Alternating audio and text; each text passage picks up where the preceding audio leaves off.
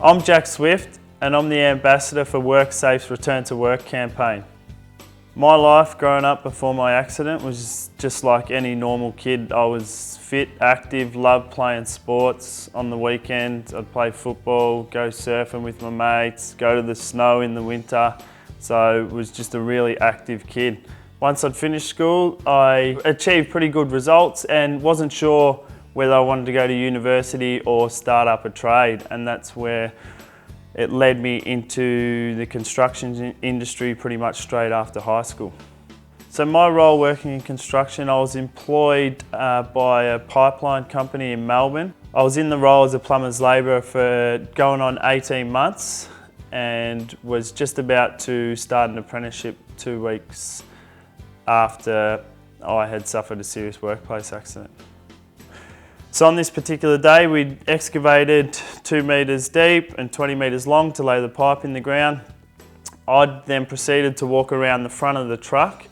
At this time, the driver who was excavating has then seen something in the trench that wasn't completely level, and he's thought that he could just quickly accelerate and level off the trench.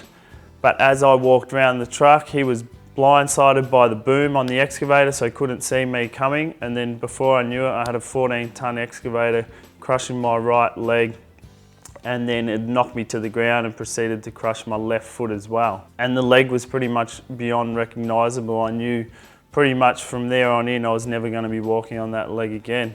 But from there I was quickly rushed to the Royal Melbourne Hospital, where I spent the next 3 weeks in there. And it was pretty much evident from day one when I woke up out of emergency surgery that my leg was going to have to be amputated below the knee.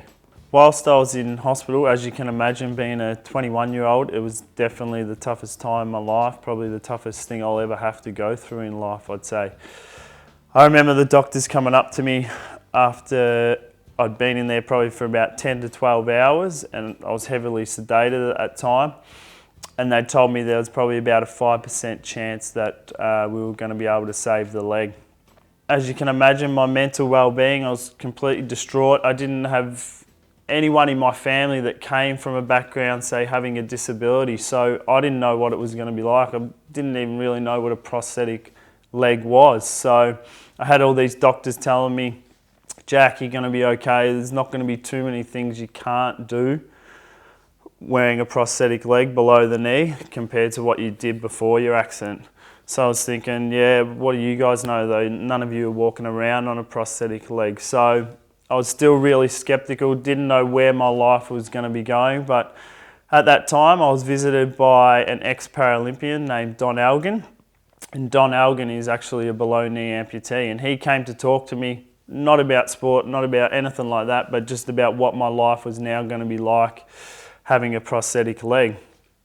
And I really found I connected with Don because he was telling me what it was going to be like, and he actually had a prosthetic leg. So I knew where he was coming from. I knew he'd been through it all, so he could tell me what my life was going to be like. So seeing Don in hospital, really at that stage where I was pretty much down in the dumps as low as you can get, really uplifted my spirits at the time. After the amputation, I can remember every day, probably for about 5 days afterwards, I'd wake up every morning and it'd be like I'd have to relive this bad nightmare every day. I'd wake up and realise, bang, I don't have a leg there. And it was like mentally the toughest thing I'd ever had to go through. I had to speak to psychologists at that stage because I just really wasn't coming to terms with it, because as you can imagine, if it was as clear cut as bang, cut your leg off, put a prosthetic leg on, yeah, anyone could have done it. But I think it was really challenging for me, more so to get over the mental side rather than the physical side. So that took really 12 months to get over. But from Royal Melbourne Hospital, I was then taken to Royal Talbot Rehabilitation Hospital in Kew, where I spent the next 3 months as an inpatient there, where at that stage I was doing a lot of my physio, a lot of work with the prosthetist, and we're also just working with nurses, getting these skin grafts to take and make sure they could heal. It was probably about another 2 months before I was fitted with a prosthetic, And the reason for that was obviously the skin grafts. If I had wore a prosthetic leg to start with, it would have just broken down the skin grafts, as they're just like baby skin. So that was extremely frustrating. I was spending probably 10 to 15 hours in a bed and then in a wheelchair. So I was completely immobile at that stage. I couldn't really do anything. I was dependent on everyone. But we got to the point where we had a prosthesis made, and I can remember it was physically now that tough to even walk from here to 10 metres away. I was completely out of breath. I couldn't imagine that I was ever going to be able to do normal everyday tasks that I did before my accident. But I progressed through my physio, through my rehabilitation, and really having those support networks of my family, friends, physiotherapists, prosthetists, occupational therapists to help me get through that stage was really important, and there's no way I would have been able to do it just on my own. So whilst I was in Royal Talbot Rehabilitation Hospital, I can remember one of my nurses could see I was pretty much in a blue down sort of mood, so she said, come downstairs with me. So at this time I was in a wheelchair because obviously I wasn't walking on my prosthetic yet. So she took me downstairs into the spinal ward, and there was a basketball court downstairs where there was about 3 spinal patients down there. And these guys were stuck in a wheelchair for the rest of their life, really. One of them had a motorbike accident, another one had a car accident, and the third one had actually had a skydiving accident. And these guys, I was that negative at that stage, but these guys, I was talking to them, playing wheelchair basketball with them, and they were just so upbeat and so positive about where their life was going to go. And I was thinking, what am I whinging about? I'm going to be able to walk out of here one day. These guys are in a wheelchair for the rest of their life, and they're still grabbing the positives out of that situation. So from that moment on, it really inspired me to focus on the positive things rather than the negative things, because you can always look at something one way or the other way, and one way being negative and just having that poor attitude is going to get you nowhere. But having that positive attitude can lead you into situations and open doors that you can't even imagine one day. So I'm really grateful the nurse took me down to the spinal ward on that particular day.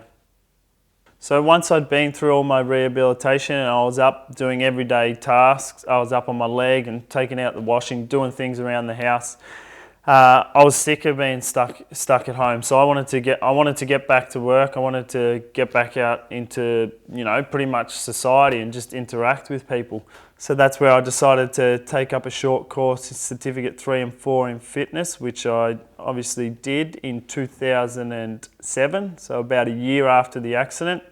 And then I gained employment in the health and fitness industry at a local gymnasium in early 2008, so about 13 months after the accident.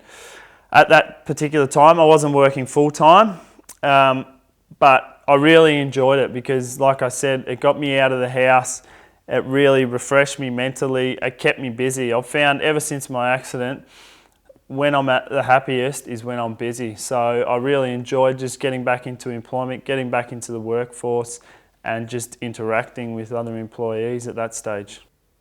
So getting back into the workplace for me was really about a team effort, working with occupational therapists, my case manager, WorkSafe agents as well, because at that particular time I was obviously entering a new industry of employment, and having a disability, I was limited with the hours straight up that I was going to be able to do. So working with all of these guys, case managers, occupational therapists, really helped me to not only gain employment, but sustain employment. And if we needed to, if we ever had any dramas with the leg, the employer then would be aware of the situation I was in and be able to ultimately design tasks where I could still be employed at that stage.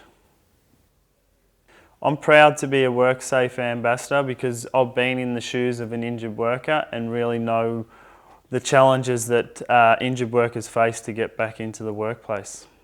I remember back to those early days where I was stuck at home, wanting to gain employment, wanting to get out on a part-time basis, and I know mentally and physically what that did for me once I started. It just really changed my mindset and made me strive for further goals. If I can inspire just one person to return to work, then it's worth doing.